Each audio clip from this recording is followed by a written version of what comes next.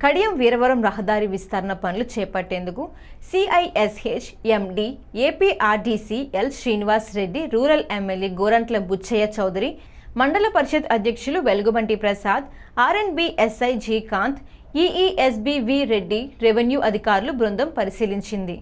రహదారి పనులు వేగవంతంగా నాణ్యతగా జరిగే విధంగా ఆర్ఎండ్బి శాఖ నుండి సహకారం అందించాలని గోరంట్ల కోరారు.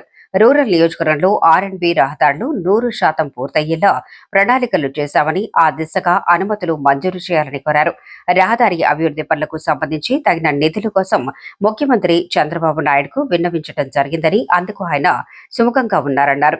బొబ్బిలి బ్రిడ్జ్ సెంటర్ నుండి భాస్కర్ థియేటర్ వరకు 60 అడుగుల వెడల్పుతో రహదారి నిర్మించేందుకు ఆక్రమణలు తొలగించాలని ఎమ్మెల్యే గోరంట్ల అధికారులను ఆదేశించారు.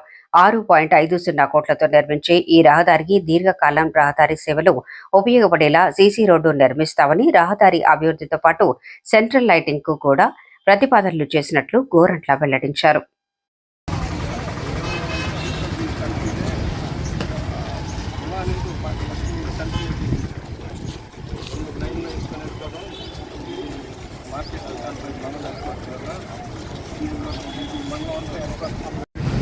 ఇక్కడ నుంచి సావరం చేస్తాను